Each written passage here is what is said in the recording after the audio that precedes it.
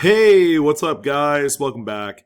This is Sean with Blue Ridge Silverhound. Today, we're going to talk about probably one of my favorite topics, one of my favorite coins to cherry pick, because of how unique it is. And that's going to be the top 5 most valuable 1942 to 1945 wartime silver nickels. These coins are unique in a sense because they are a completely different composition compared to what we know about the nickel, which, the word nickel kind of sums up its composition throughout the years, even to this day.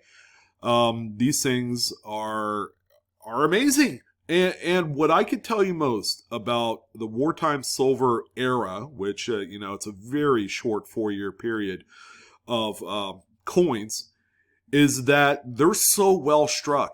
And it really does possess a real huge opportunity for diligent cherry pickers to find some incredibly high graded examples. And if you were able to hone in on exactly kind of like the type of eye appeal you're looking for, the steps are going to be incredibly important. So if you have a magnifier, that's going to be one of the most important tools as you're cherry picking these Jefferson nickels. Because I would say without the magnifier, you're really going to be flying blind on this one. But I wanted to do this video first because I'm also going to do a part 2 video where I'm going to talk about the top 5 varieties to find in the wartime silver nickel short set. So what else do you need to know about these coins? Well, they're all easily accessible. Even in mint state condition, raw. All right, raw simply means that they're not graded. They're not encapsulated in a PCGS or NGC slab. Raw means raw. Ungraded, probably sitting in some album somewhere. We're going to talk a lot about what it takes to find some of these. All right, because in this video, we're not just going to talk about values. You're not going to be left high and dry in this video after all said and done. Because I think the big issue with these type of videos where we kind of like throw out big, huge numbers. And when I mean big, huge numbers, I mean there is the top coin on the list. You could find one worth as much as $20,000. It could be a little higher, it could be a little lower. But the top 5 coins collectively total nearly $70,000. I mean, it is insane the amount of money that is out there in this particular short series of nickel. Now, I said I'm not going to leave you high and dry. What does that mean? Well, at the end of the video, we are going to discuss exactly where you should look for these coins. Because, obviously, you're not going to find these in circulation unless someone dumps an old collection, an unwanted old collection that was passed down to them. They don't know what to do. They're clueless. They go ahead and put it in a bankroll and send it off to the bank to possibly be lost forever. Who knows? And if they were at high grades, that might be the last time you even see them in a Mint State 67 or a Mint State 68 or a Mint State 69. It just makes you cry to think about what these coins are subjected to once they are unwanted. Okay, so that's important. At the end of the video, by the time we go through the top 5 coins on the list, we will have a short discussion about how I find these coins and how you folks at home can find these coins too. Because the answer to it is a little convoluted. It's not 100% apparent to a lot of people that these coins, exist maybe in an old collection somewhere. But we're going to go ahead and talk about it in this video.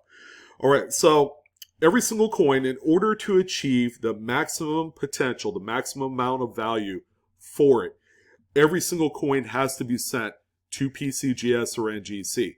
Most preferably PCGS, because when they grade with full steps, it's going to be 6 full steps, whereas NGC will grade either 5 or 6, depending on what details they see on that coin.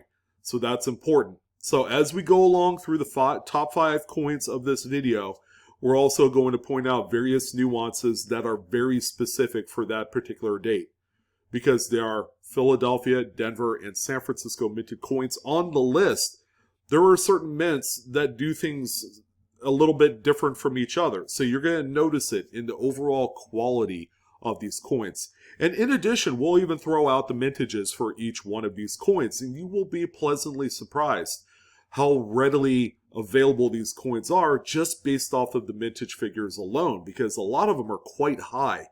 So, trying to understand exactly why a coin is worth $10,000 or $20,000, again, to a lot of new collectors may not be readily apparent. So we are going to address that as well.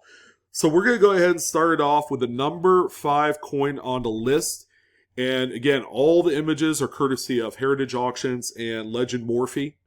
So all the images, of course, of these coins, the top selling ones, have all sold from those 2 websites.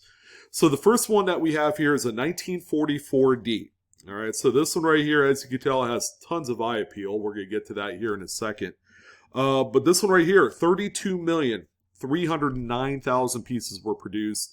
Believe it or not, this is on the bottom end of the mintage kind of table. There are less of these than about half of the dates for this particular Silver Wartime series. One thing you'll notice, and one thing I will tell you, usually Denver mintage struck coins are so well struck, they have tons of luster compared to the Philadelphia and San Francisco minted coins. So finding one right out of the gate, maybe in an old album or as a cherry pick at a coin shop, can be pretty easy to do if you're looking for like a Mint State 67. Now, I'm going to tell you this right now. A Mint State 67 will not completely win the day for these coins. Because they are so well struck, we're going to have to go all the way up to at least a Mint State 68 for these coins to be worth quite the hefty fortune. Now, this particular example right here, let's see, what can I tell you about it, is a Pop 14 in Mint State 68 full steps. You can just see, the steps are just very strong, well-defined. The strike is just really hammered on this coin, and that is exactly what you would expect for a Denver minted coin. PCGS price guide value of this coin is $7,000. However, the example that you see here on screen, which is the one with the toning and everything that I just showed you a second ago, this is a coin that's sold on Stax Bowers Rare Coin Galleries. This is a Mint State 68 full stepper with PCGS, and this one sold August of 2012 in the amount of $22,325. So based off of that figure alone, this is a very overachieving coin when it comes to the secondary market sales, because the PCGS price guide value of this particular grade and full steps designation is only $7,000. So it is easily tripled up the expectation that you would normally associate based off of the price guide value alone. So this is the number 5 coin, believe it or not, on the list. So the next one that we have here, this is going to be a San Francisco minted 1943. Again, every single coin on the list is a silver manganese planchet alloy. All right, so it's 35% silver manganese. Make sure you know that. But this one right here is a relatively low mintage. Well, not quite. The 43S actually is probably on the higher end of the mintage scale at 104,060,000 pieces were produced of this coin. Pretty shocking considering that it is a San Francisco minted coin, and usually you see considerable lower mintages for the San Francisco coins in general. This one right here, really pretty, got tons of luster. The strike for 1943 with an S on the back. These are quite strong. All right, so for the first few years, the 42s and the 43s, San Francisco did a phenomenal job with these coins. Now, as far as PCGS price guide data, okay, the top grade is Mint State 68 full steps. It's a Pop 3, which means there's only 3 examples of this coin in that grade. And the PCGS price guide value is $11,500. What I don't have for you is an actual image of one of the top pop coins. None have been sold on public record before. As a matter of fact, this example right here is sold on Heritage Auctions as a 67 plus. So it's a half a grade point lower than the top pop. However, at this grade, it's still sold for $2,200, which is still a very generous amount of money. If you found one and you send it off, don't be sad if it comes back a 67 plus, because this is still a phenomenal grade. So we have no public record for a sale of a 68 in this particular date and mint mark. All right, the third coin on the list, believe it or not, is the only Philadelphia Struck coin on the list. And right away, you will notice the difference, guys, in the overall appearance and the strike of this coin. I mean, it doesn't look as sharp, it doesn't look as hammered as both the Denver and the San Francisco minted coins that we saw previous to this one. But this one right here, the reason why that it looks like this is the Philadelphia, they are a turn and burn facility. They want to crank out as many coins as possible. They want to use up those dies for as long as they can.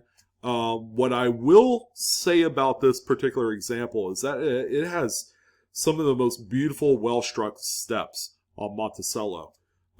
This coin also is the highest minted out of it all, and it's the number 3 coin.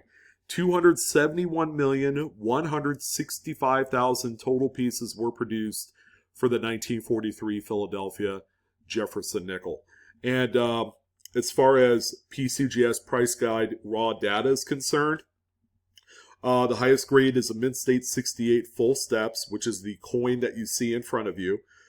This one is a Pop 4, so there's 3 other examples beside this one at that highest grade level. And this one has a price guide value of $14,000.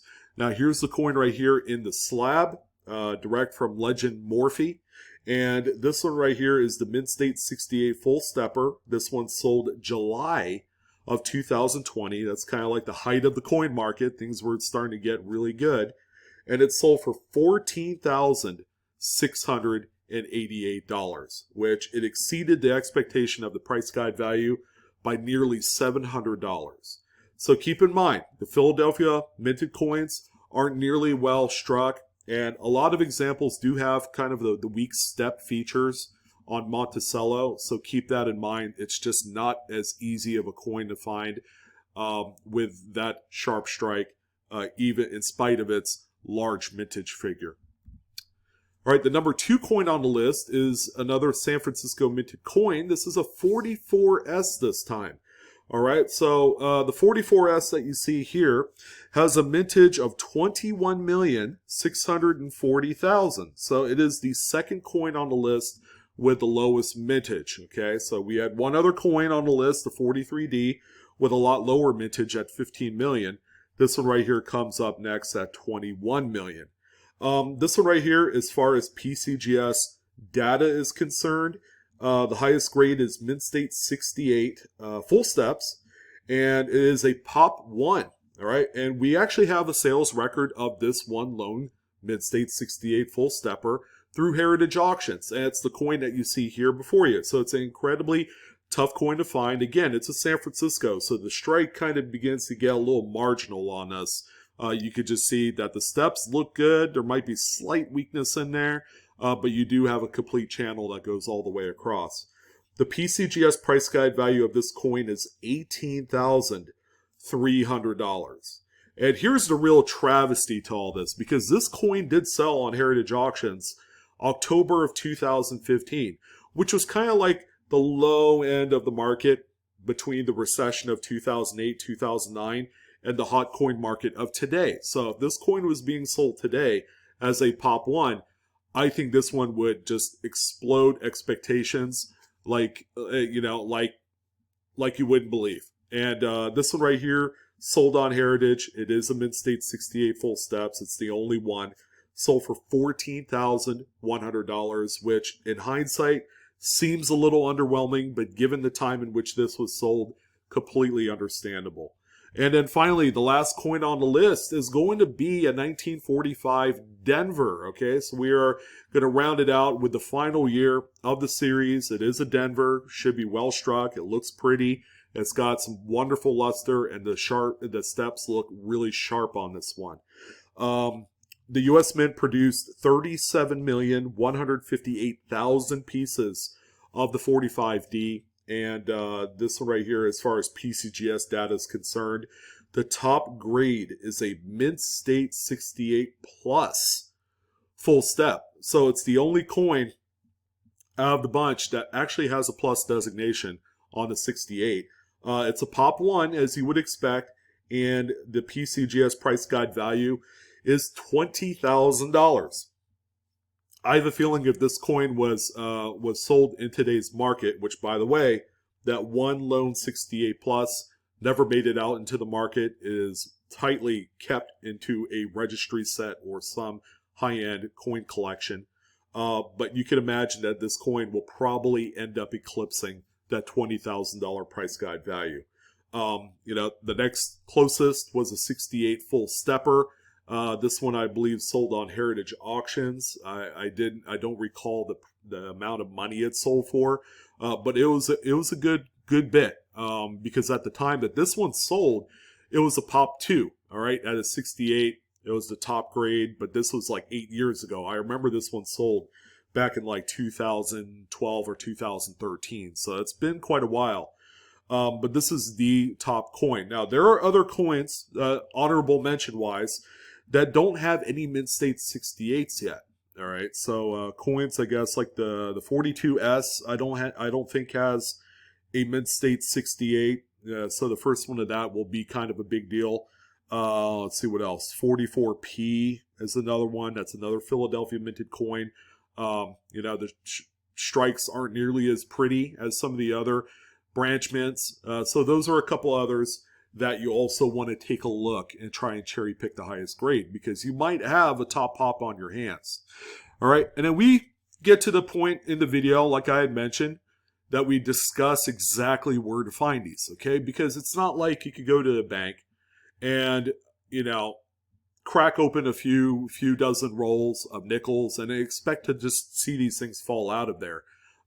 Usually any silver wartime nickel that you do find in a roll is really well circulated and would even be worth considering grading. All right, it would just be a silver piece. You would just add it to your stack and then that's it.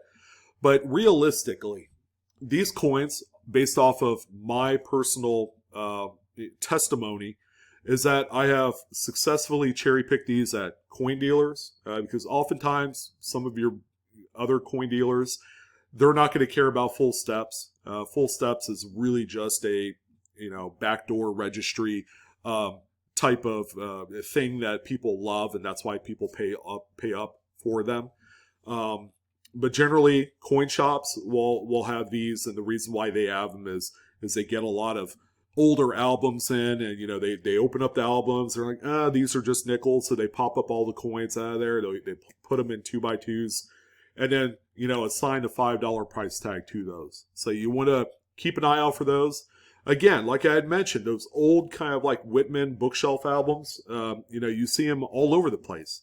And because nickels, at the time when these were released, back in the 60s, they were some of the easiest, most accessible coins to find and own at a low cost. All right, so if you can imagine it being like 1965, you have this old royal blue Whitman bookshelf album, and most of the coins can be had for around face value during that time, even the wartime nickels, because at that time, silver was still circulating in the system.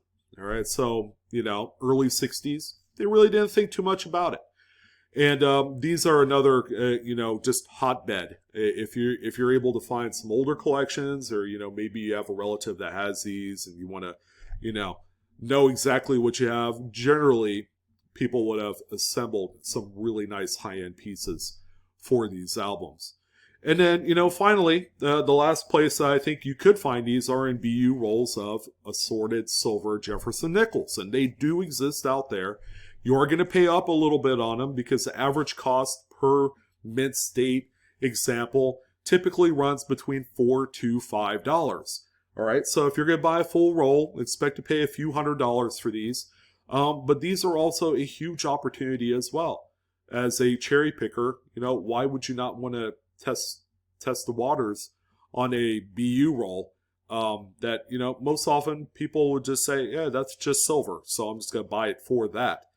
But that is also another way that you could approach this. And then finally, check out the coin show circuit. These coins are generally $4 or $5 coins all day long, and a lot of the dealers, again, they don't pay too much attention to the steps. So if you have your magnifier and you want to cherry pick some really nice coins, make sure that you take advantage of that. And then finally, another quick, easy tip for you guys. When it comes to these coins, eye appeal is everything. Okay, it's really nice to have just a brand new blast white looking coin as if it was minted yesterday. But there are extra bonus points that are considered when a coin exhibits beautiful original album toning. All right, kind of like the first coin that we saw on the list that sold for $22,000. Okay, a lot of that has to do with the eye appeal. Okay, aside from all that, there's a reason why it graded as a mint state 68 full steps, because of the eye appeal. So make sure you take that into consideration too. Because these are silver and they have some silver in it, these coins will tone beautifully. All right, so oftentimes you will come across a number of examples that have very beautiful rainbow toning. Those are going to be your gold mines in all of this. So this is part one. Part two will be coming up probably next week regarding the best varieties that you could find within this series of silver war nickels.